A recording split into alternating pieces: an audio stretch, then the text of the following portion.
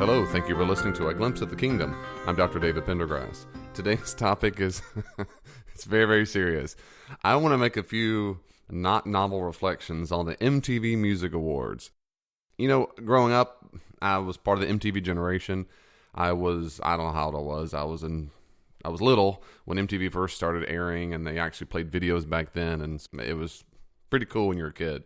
And then as I got older, of course, by that time in university, they had switched over to a bunch of reality shows and a bunch of other teen pregnancies and this and that nonsense.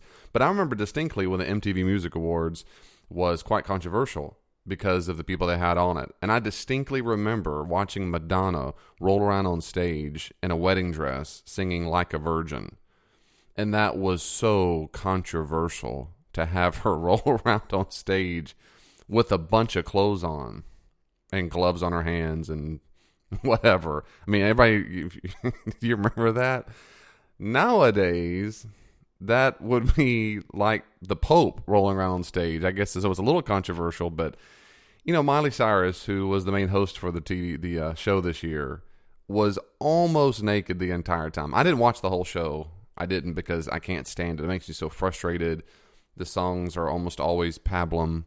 They are the same beat 400,000 times. I know I sound like an old man right now. I know that. I'm okay with that because I have good taste.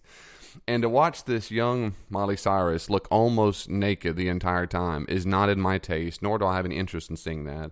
In fact, there was even a scene I saw in one of the news clips that showed the live performance. She was behind the stage changing, and half of her breast showed, which they, of course, corrected or blurred out for the West Coast airing of the show.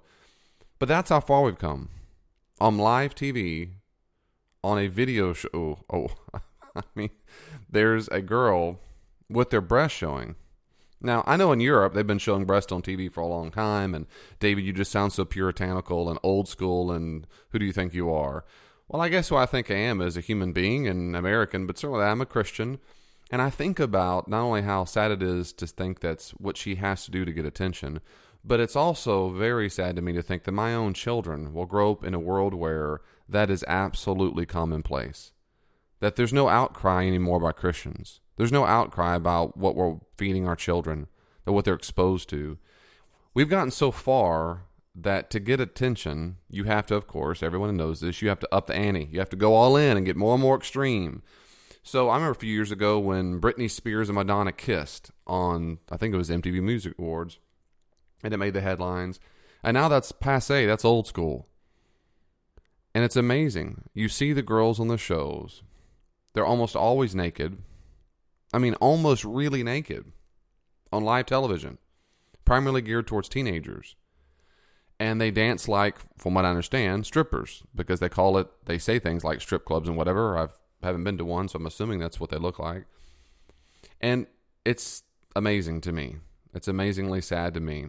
And I think what makes me most sad, of course, is that women, females these days, it seems, for those growing up in the younger generations, think that the way that you demonstrate your womanhood and show that you're an adult and show that you're a female and female power is to be naked.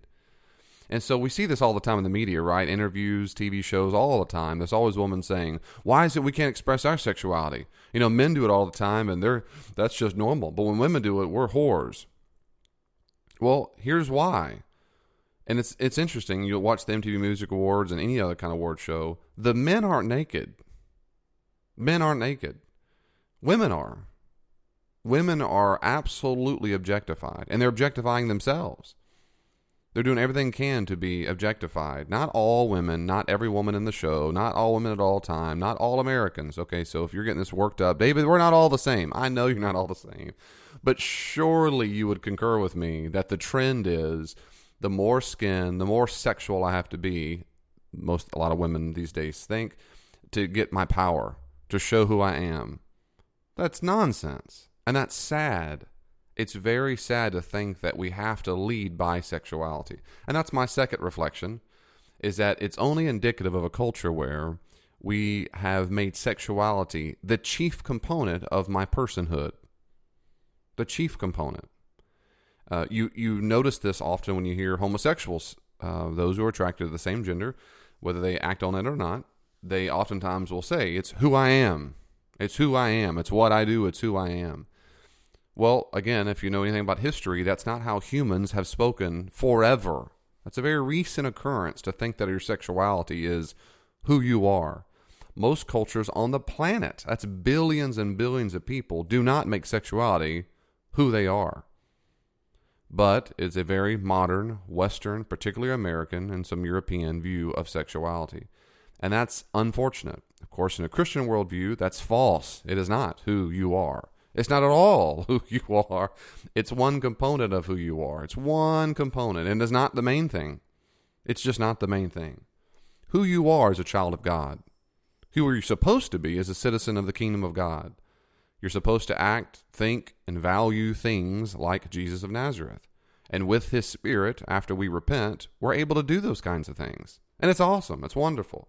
But who we are not are people who need attention all the time by showing off our sexuality. It's just a sad, sad state of affairs. It really is. That's why I can't watch the show much at all. It's depressing because of how far it's come and how bad it is.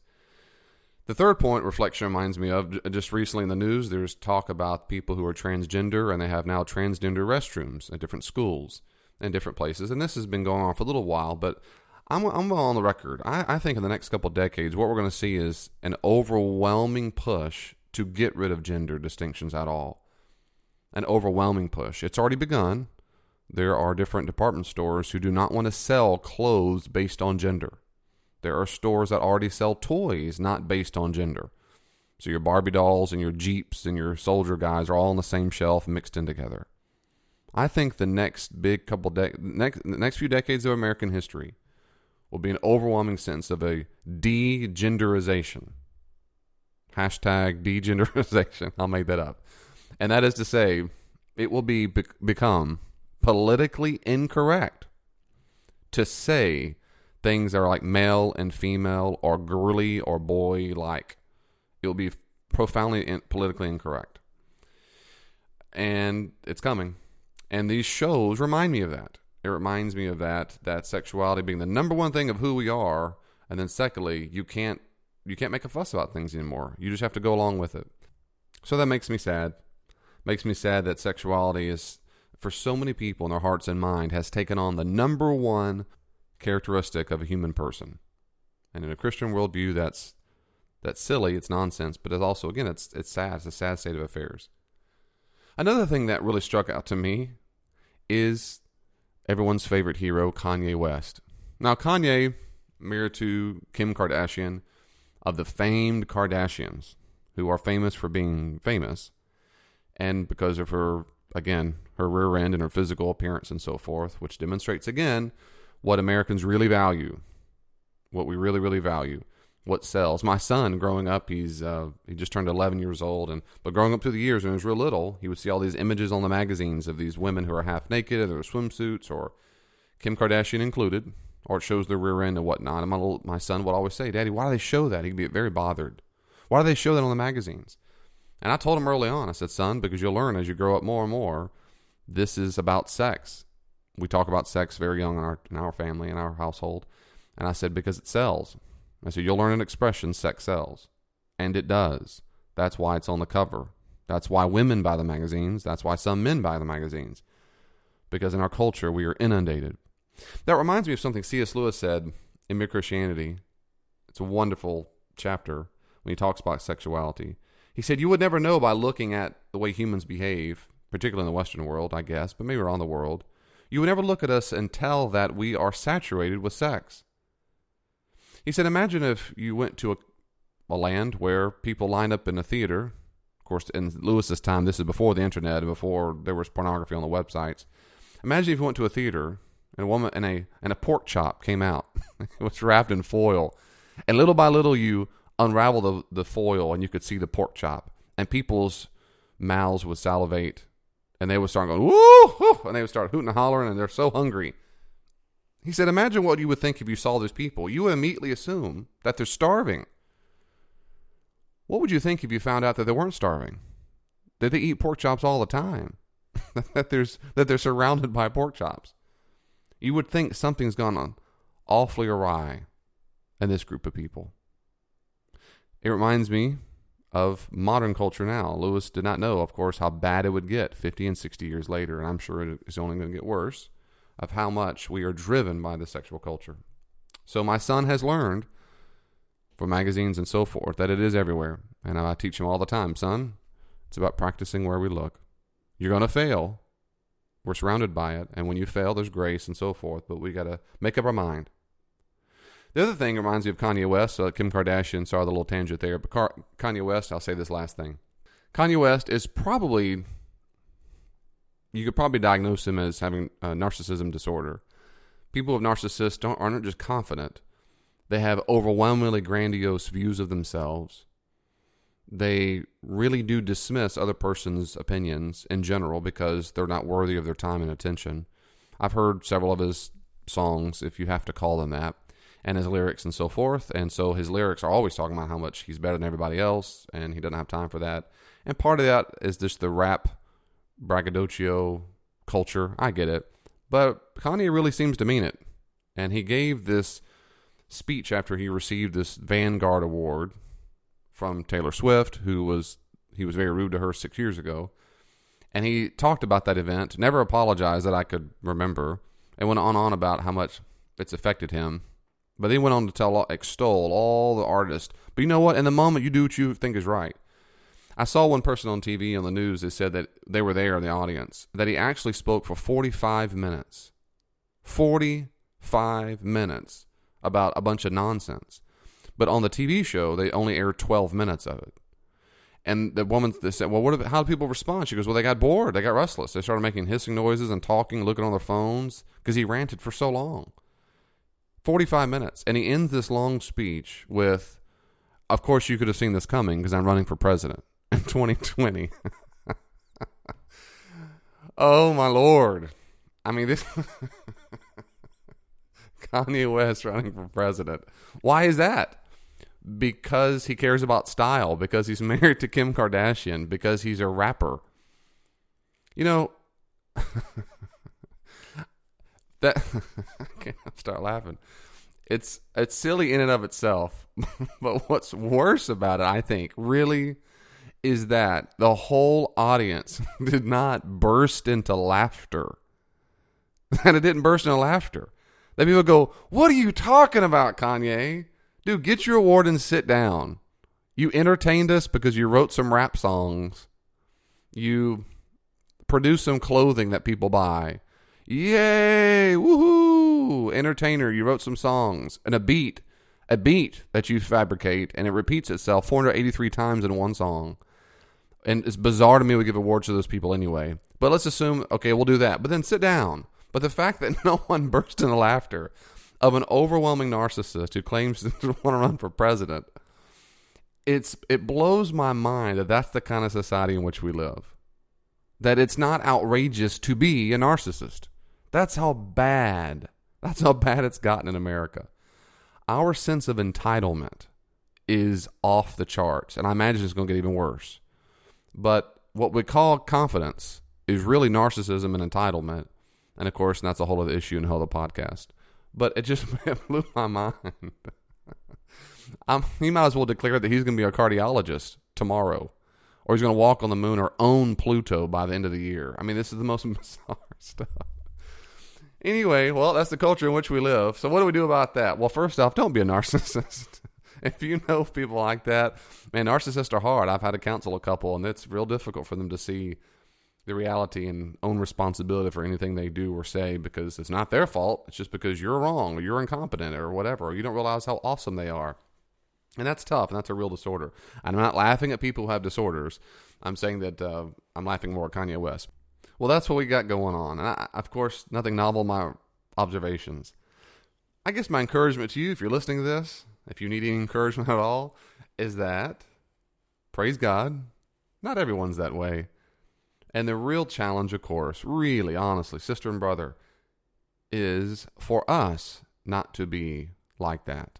For us, for you and for me, not to make sexuality the chief component of who we are. And so it is a challenging question for you, perhaps, and it is for me every day. How do you really define yourself?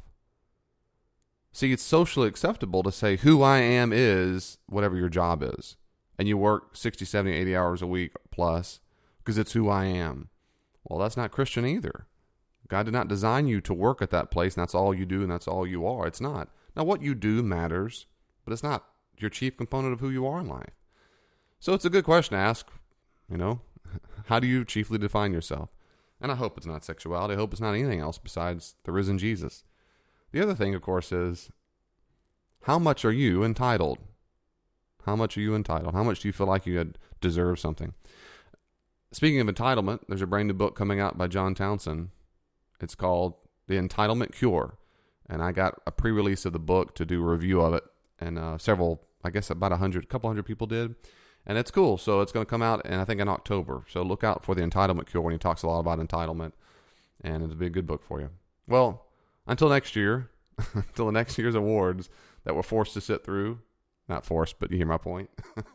Well, we see more and more outrageous stuff to get our attention to make the headlines. And until then, I'm sure more big things will keep happening. God bless you, and I'll see you next time. Thank you so much for listening to A Glimpse of the Kingdom.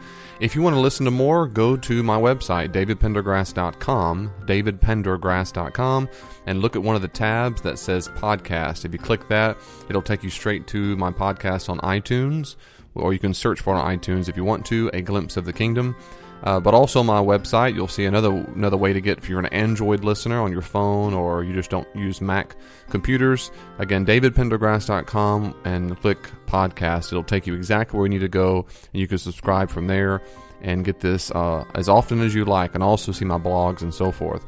If you want to get me to come to your organization or church, otherwise to do some consulting, you need to go to davidpendergrassconsulting.com. davidpendergrassconsulting.com. You'll see the information there. If you want to reach out to me on Twitter, you can find me at Dr. D. Pendergrass, at Dr. D. Pendergrass.